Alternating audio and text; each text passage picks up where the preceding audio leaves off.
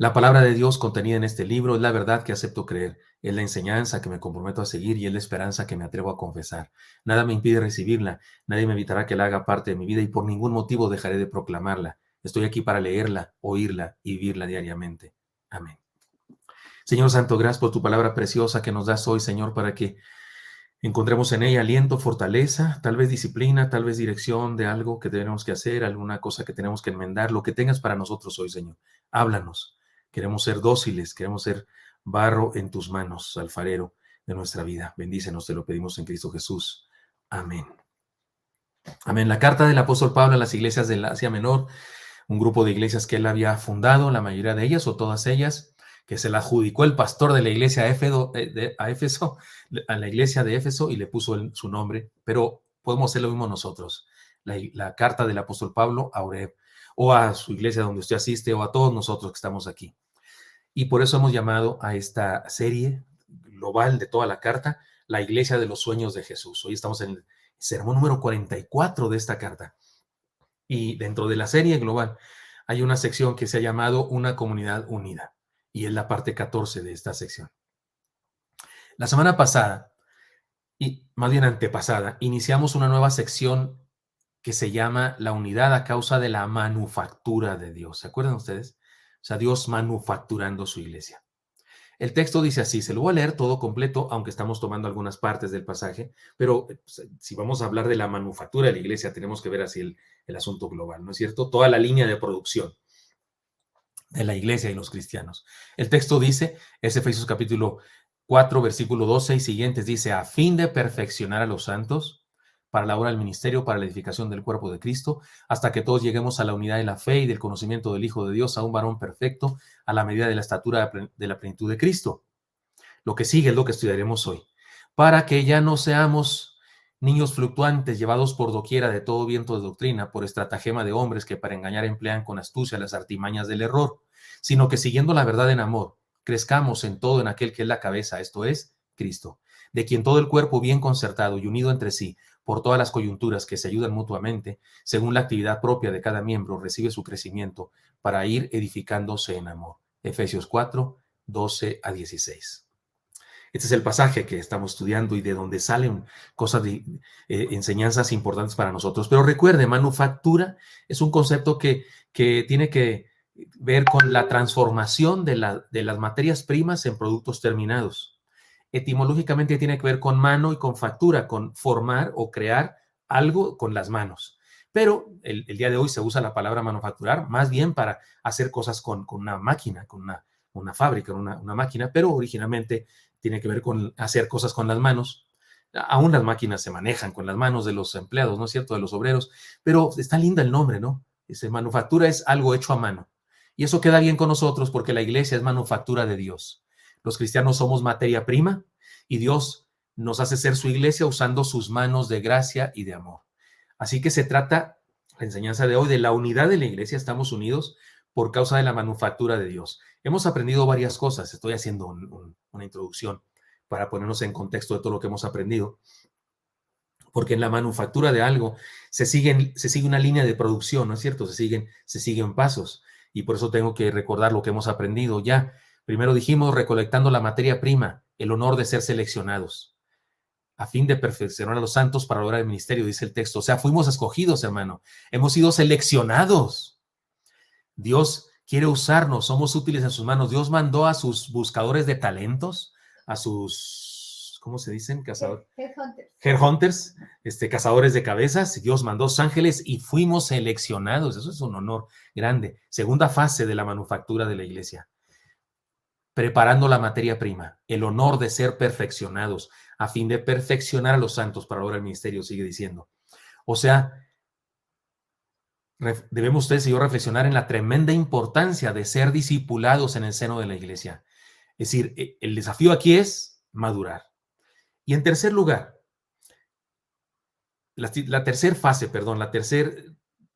en la línea de producción, diseñando el producto final. O sea, se tiene la materia prima, ¿no es cierto? Se selecciona la materia prima, dijimos la segunda fase se prepara, pero ahora el diseño del producto final. O sea, ¿qué se quiere lograr con esta madera, con estas láminas, con estos pedazos de oro, de plata, de bronce, o lo que sea. ¿Qué se quiere lograr? Diseñando el producto final, ¿no? Para manufacturar algo se requiere un modelo, un patrón, se dice en la costura, un patrón, se requiere eso. Así es que de lo que hablamos la semana pasada es de esto, el honor de aspirar a ser como Jesús. Porque, hermanos míos, el patrón, el modelo, el diseño del producto final es este. Hasta que todos lleguemos a la unidad de la fe y del conocimiento del Hijo de Dios, a un varón perfecto, a la medida de la estatura de la plenitud de Cristo. Hasta habla de medidas, de la medida. O sea, está de acuerdo conmigo que el diseño del producto final está claro, es ser como Cristo. La cosa es clara, el ideal del discípulo es parecerse a su Señor. Por eso los sermones de domingo estamos estudiando esta serie, Imitadores. Y para lograrlo necesitamos de la comunidad. Así que aceptemos el reto de buscar ser como Jesús. Muy bien, pero vamos a una cuarta fase de la manufactura. El proceso continuo de la manufactura. Ahora hay un proceso que es permanente, ¿no? Una línea de producción. Pero esta es la primera parte del proceso continuo de la manufactura de la iglesia y de los creyentes. La primera parte es esta: quitando impurezas. O sea, la lealtad y la identidad doctrinal de la iglesia. Mire si no habla de eso el texto. Para que ya no seamos niños fluctuantes. ¿A qué les suena fluctuantes? A veces contentos, a veces enojados, a veces llevados por doquiera de todo viento de doctrina, por esta estratagema de hombres que para engañar emplean con astucia las artimañas del error. ¿Qué le parece? Esto está pesado. Por eso le llamamos a esta fase proceso continuo de manufactura, pero primera parte de la fase, quitando impurezas. Si era un problema en los tiempos en los que se escribió este pasaje, imagínese quiénes son los maestros, quiénes son los predicadores de este momento de la historia de la fe, de la historia de la iglesia, quiénes son los autores de la Biblia. Pedro, Pablo, Juan. O sea, esos son los escritores, los maestros y líderes espirituales de esa época. Y en esa época, o sea, hacía un poco el Señor Jesucristo había estado en la tierra y había enseñado, y estos son discípulos que aprendieron de él en forma directa, y resulta que en esa época había un problema, y por eso escribe este pasaje. Eso quiere decir que en nuestro tiempo definitivamente el problema sigue siendo, y es mayor aún, las modas, los falsos apóstoles y falsos profetas del momento, por un lado, y por el otro lado, los recalcitrantes legalistas y tradicionalistas en el extremo opuesto, que han propiciado, todo esto ha propiciado un mosaico de confusión, doctrinas que afectan a muchos creyentes, porque de repente vienen conmigo gente y me dice, oiga, pastor, y esos de esos que tumban con el saco, ¿qué les pasa? Y esas predicadoras que andan predicando así pues, al otro día me llegó un video que decía, pastoras que desatan pasiones o algo así, decía, porque si hay algunas que se dicen profetizas y demás que parecen artistas de cine o artistas de la farándula, porque incluso están así medio jalateadas, o cómo se dice eso, sí, porque el aspecto es muy importante para esa gente, el aspecto, la forma de la cara y demás, les preocupa más eso que lo que Dios hizo con ellas. Y entonces alguien me preguntaba sobre eso, y dice, pastor, ¿pero usted qué? ¿Su iglesia son así? Y yo te decía, no, hermano, mira, hay una corriente de grupos religiosos, pero de repente vino alguien y me dijo, oiga, pastor, en una iglesia no dejaron entrar a mi hermana porque iba con pantalón y que porque traía unos aretes muy grandes, y pues eran grandes porque venía la hermana con él y parecían periqueras de guacamaya, pero en Oreb sí le hubiéramos dejado entrar con todo y esos aretes. Es más, si nos hubiera hecho falta un alfolí para recoger la ofrenda, si le hubiéramos pedido, porque chico platote que traía acá, estoy exagerando, estoy bromeando. Pero estos extremos, por un lado el legalismo recalcitrante de algunos grupos, y por el otro lado, pues las falsas doctrinas, los falsos evangelios, todo eso crea confusión. Hasta hace algunas décadas existían diversidad en las denominaciones, de una denominación a otra. O sea, los bautistas eran diferentes a los metodistas y presbiterianos en alguna cosilla por ahí, no gran diferencia. O sea, a los pentecostales de antes, las asambleas de Dios y cosas así. Es decir, existían grupos de iglesias unidos por su doctrina. Los bautistas estaban unidos por su doctrina, los metodistas por su doctrina. Pero pero ahí estaban sus iglesias y no había mucho problema. Pero el día de hoy, no, el día de hoy hay diferencias de una iglesia, de una denominación a otra iglesia de la misma denominación. Incluso hay diferencias de un cristiano que asiste a una iglesia y de otro cristiano que asiste a la misma. En algunas iglesias hay diferencias muy grandes entre un creyente y otro creyente que se sientan juntos, aunque asistan a la misma congregación, porque la nueva realidad que vivimos es complicada. Le digo algunas cosas que la hacen complicada. A causa de los programas de televisión, de programas de radio, la literatura y las 1,000 propuestas de cursos, congresos, encuentros, preencuentros, posencuentros, etcétera, etcétera, de diferentes grupos. Algunos cristianos están siendo presa fácil de todas las ideas que hay en el mundo y se ha generado un problema aún mayor. ¿Sabe qué es lo peor? Ahora un mismo creyente puede convivir con ideas religiosas de diferentes grupos en su propio cerebro, de modo que la confusión es todavía mayor.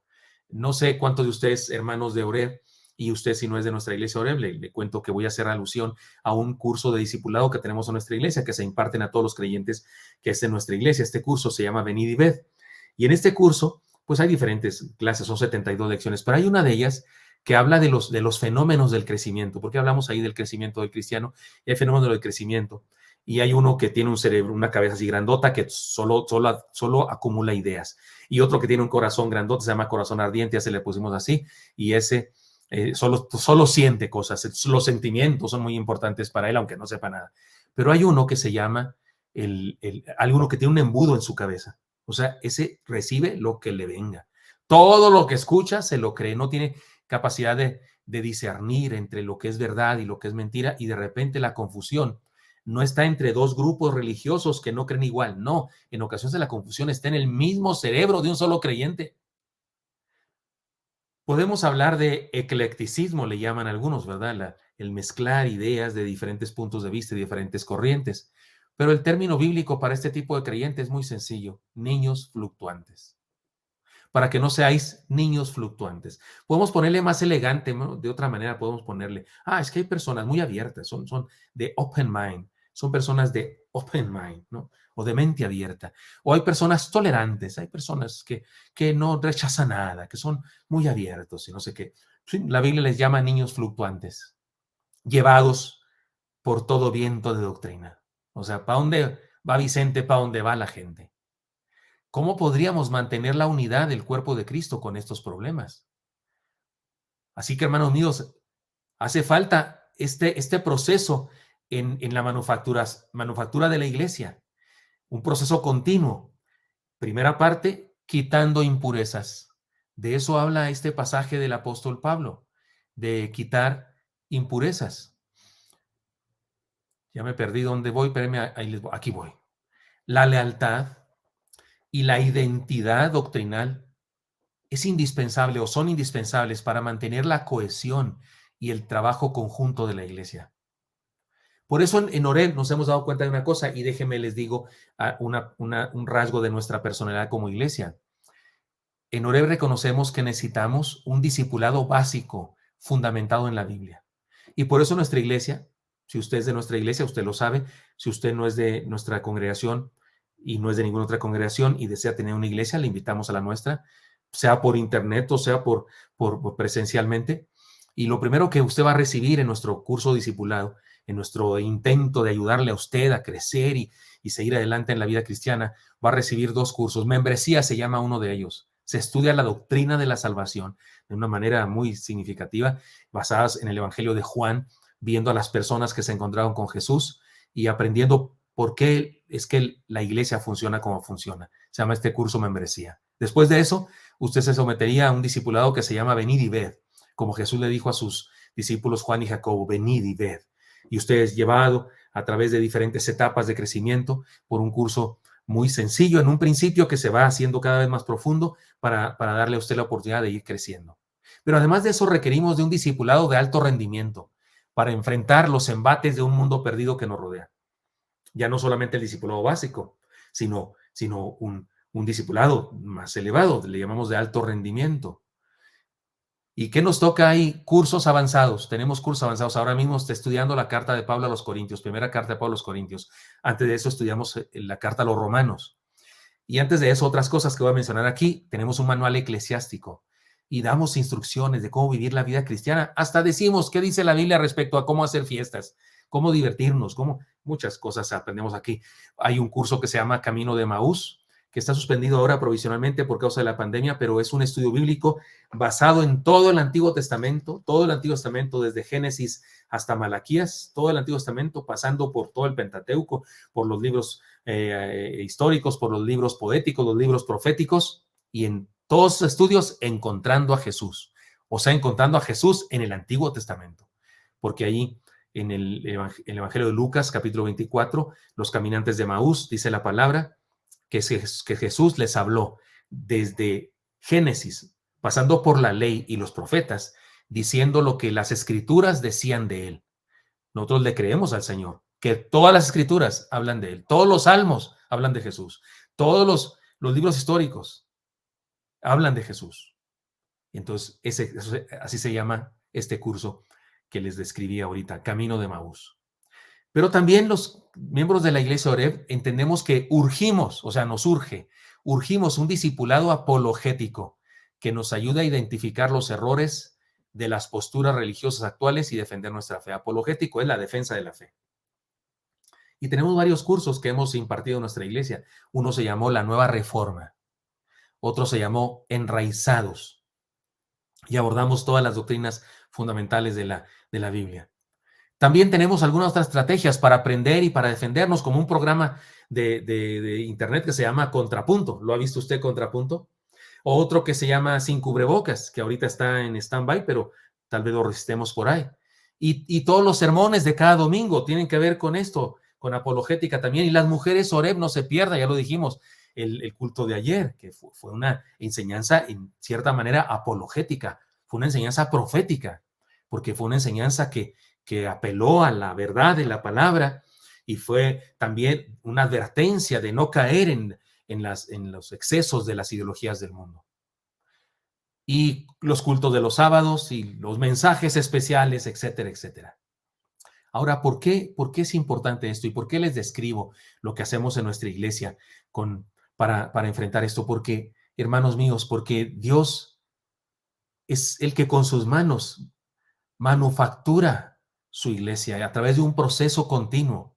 Y una de las partes de este proceso continuo es precisamente quitar las impurezas. Pero hay una segunda parte de este... pero antes, perdón, déjeme ilustrarle de esta manera. Oiga, es importante que en este proceso de manufactura de quitar las impurezas estemos unidos en doctrina, estemos unidos en lo que creemos. Imagínese esta circunstancia. En un kinder determinado o en una escuela de primaria, vamos a ponerle, hay una clase de actividades y lo que se tiene en esa clase de actividades son rompecabezas. Y por acá hay un rompecabezas de que lo que se tiene que formar es la Estatua de la Libertad. Y acá otro grupo de muchachos está armando un rompecabezas que lo que va a salir del rompecabezas es precisamente el Estadio Azteca. Y cada quien lo está haciendo. Pero resulta que la maestra dice, bueno, ya se acabó el tiempo, tienen que guardar las piezas y vamos a guardarlo. Y resulta que por alguna razón las mesas se caen y las piezas del rompecabezas se mezclan. Y la próxima vez que van a venir un grupo de alumnos a armar los rompecabezas, se van a topar con una caja llena de piezas que son de dos rompecabezas diferentes. Dígame usted, ¿les será fácil armar el rompecabezas? No, no será fácil. De hecho, no lo podrán hacer jamás, a menos que consigan las otras piezas que se quedaron en la otra caja del otro rompecabezas. ¿Cómo estar juntos como iglesia? ¿Cómo estar juntos como iglesia? Cuando no coincidimos en nuestra fe, en nuestro conocimiento del Señor, en lo que entendemos que dice su palabra, en nuestras convicciones, valores, principios, doctrinas. ¿Cómo estar juntos? Sencillamente las piezas no embonan. Sencillamente no pueden estar juntas. Por eso decimos en esta sección de la serie de la Iglesia de los Sueños de Jesús, una iglesia unida. Es una iglesia unida por la manufactura de Dios. Unámonos con lealtad a nuestra comunidad de fe. Pero Déjeme ir volando porque quiero decirles la segunda parte de esta fase. El proceso continuo de la manufactura tiene una segunda parte, poniendo riquezas. Ya hablamos de quitando impurezas, ahora poniendo riquezas. El discipulado transformador, podemos llamarle a esto. Mire cómo sigue diciendo el texto, léalo conmigo, por favor, si lo tiene ahí en su pantalla. Sino que siguiendo la verdad en amor. O sea, sí, ¿no? En lugar de lo otro, ¿no? En lugar de ser llevados por todo viento de doctrina y andar así como niños fluctuantes, en lugar de todo eso, dice, sí, ¿no? O sea, en lugar de eso, siguiendo la verdad en amor, crezcamos en todo en aquel que es la cabeza, esto es Cristo. El cristianismo es creer en Cristo, seguir a Cristo, caminar con Cristo, imitar a Cristo y proclamar el mensaje de Cristo. Entonces, cristianismo tiene que ser Cristo, no puede ser de otra manera. Así que nuestra preparación nuestra preparación más básica e importante es el discipulado que nos ayuda a tener vida devocional y desarrollar las disciplinas básicas de la vida cristiana. Es decir, nos enseña a vivir. Hermanos míos, la clave de todo esto y la razón de ser de los cursos de los que le hablé, que damos acá en nuestra iglesia, la clave de todo esto es caminar con Jesús. Ese es el punto. Caminar con Jesús. Discipulado es convertirnos en discípulos, alumnos, aprendices, chalanes de Jesús. Algunas posturas, maestros o cursos, se preocupan demasiado, y por demasiado me refiero, solo se preocupan de eso, de impartir teoría en torno a la Biblia. Y apelan solamente a ese, al conocimiento, a la memorización. ¿En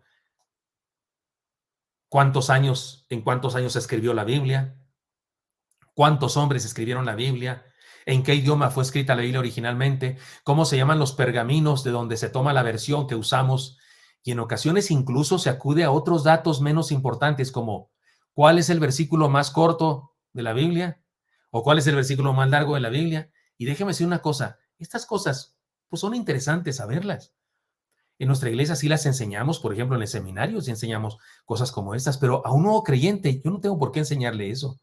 No tengo por qué enseñarle cuál es el versículo más corto, cuál es el versículo más largo, cuántos años duró en escribirse la Biblia. Eso en ese momento, porque lo importante que quiero lograr en ese discípulo es que ande con Jesús, que camine con Jesús. Es importante, insisto, saber algunas cosas, pero no es más importante que caminar con el Señor todos los días.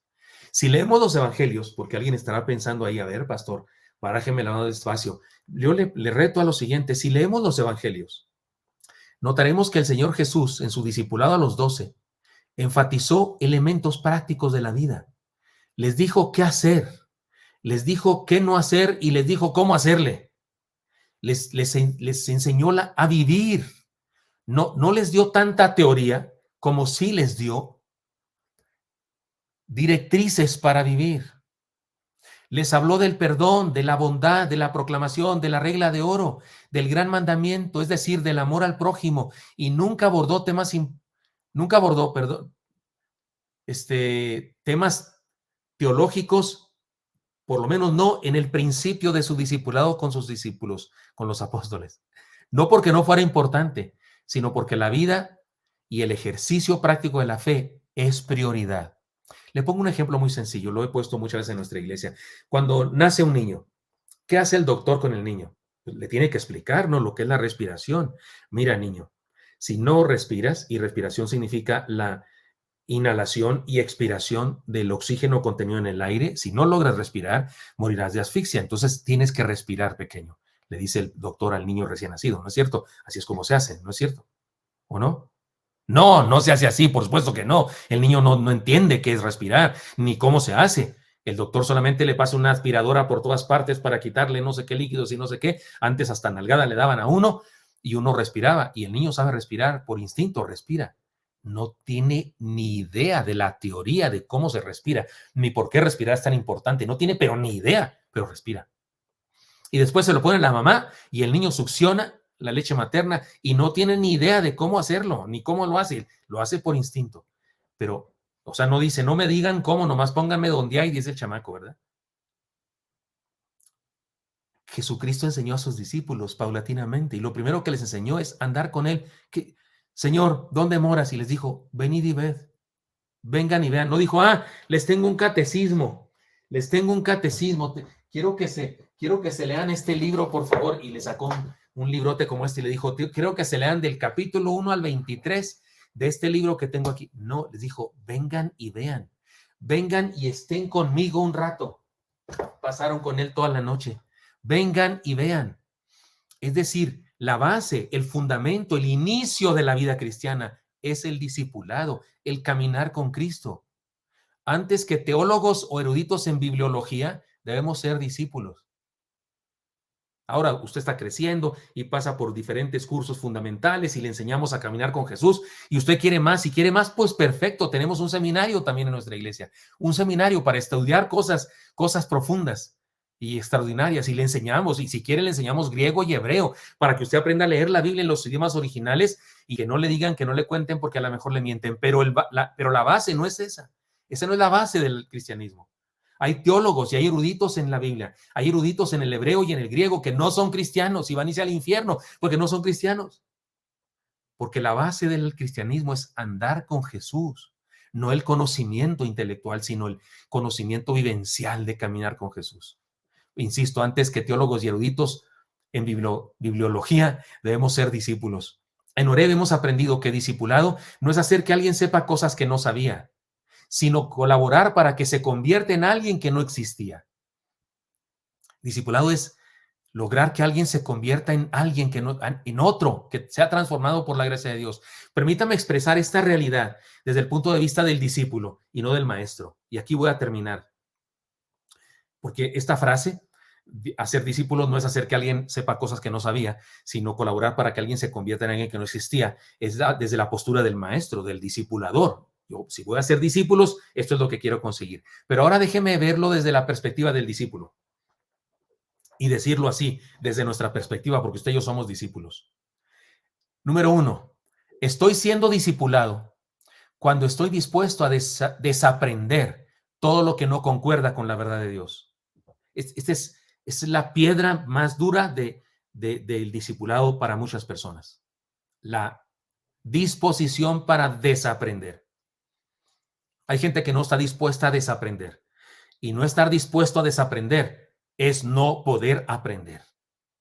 En el aprendizaje es indispensable el desaprendizaje, porque desaprendizaje es entender que algo que he creído por muchos años en mi vida tal vez era incorrecto y que debo desaprender eso y aprender la nueva verdad de Dios. 2, estoy siendo discipulado cuando resuelvo dudas y adquiero convicciones firmes de acuerdo a la palabra de Dios.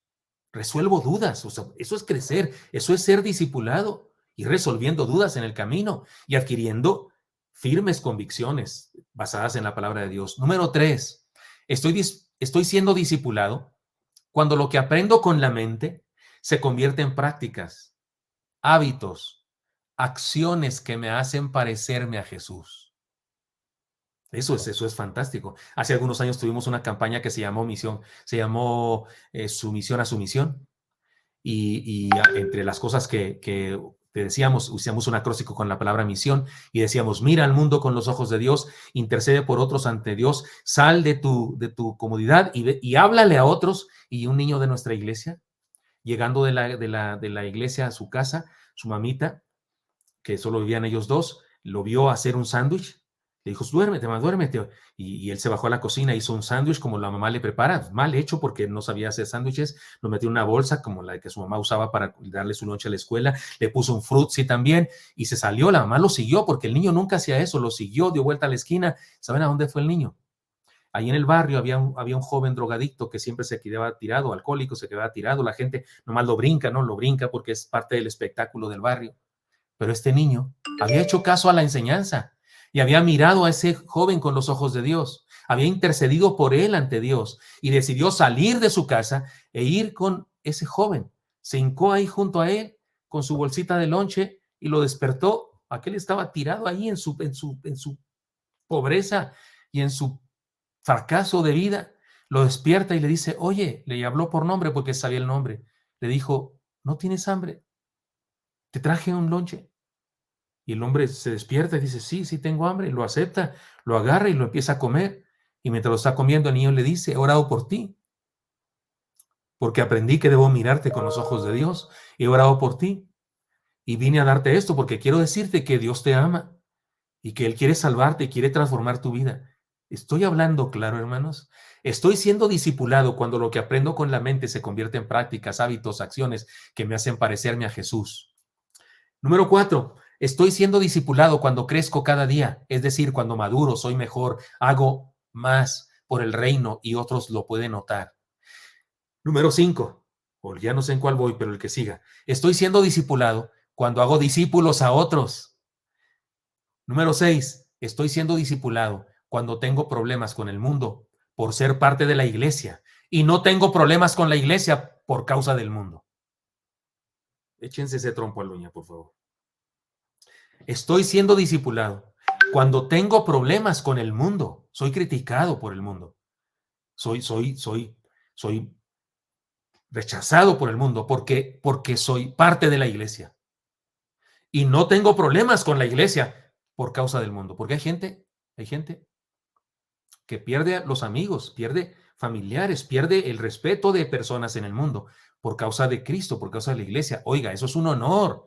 Jesucristo dijo que eso es lo normal de la vida cristiana. Dijo, bienaventurados sois cuando por mi causa vituperen y digan toda clase de maldad contra vosotros, mintiendo, porque así hicieron con los profetas que fueron antes que ustedes. Pues eso es un honor que hagan eso. Lo que no es un honor, lo que es un deshonor y es una tragedia, de que tengas problemas con la iglesia por causa del mundo, que te alejes de tu iglesia por causa del mundo, porque te atrae el mundo. Eso es una tragedia mayúscula. Estoy siendo discipulado cuando tengo problemas con el mundo por ser parte de la iglesia y no cuando pierdo hermanos en Cristo, no cuando me dejo de hablar con hermanos de la iglesia, no cuando dejo de asistir a la iglesia por causa del mundo. Eso es una tragedia. Estoy siendo discipulado cuando el Señor Jesucristo es mi razón de vivir.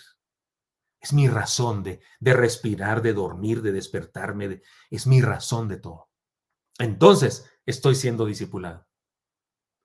Dejemos que el Señor quite las impurezas. ¿Se acuerdan? Este proceso continuo de manufactura tiene dos fases. Quitar las impurezas y poner las riquezas. Pues dejemos que el Señor quite las impurezas de nuestra fe y ponga riqueza en nuestra vida. Esa es la enseñanza de hoy. Dejemos que el Señor quite las impurezas de nuestra fe y ponga riquezas en nuestra vida. Señor Santo, ponga en tus manos a mis hermanos y mis hermanas y te pido que todos juntos seamos parte de esta acción tuya, Señor, que le hemos llamado aquí metafóricamente la manufactura, Señor, tus manos en un proceso continuo transformándonos, quitándonos impurezas y poniéndonos riquezas. Que así sea en todos nosotros, Señor. Te lo pido en Cristo Jesús. Amén.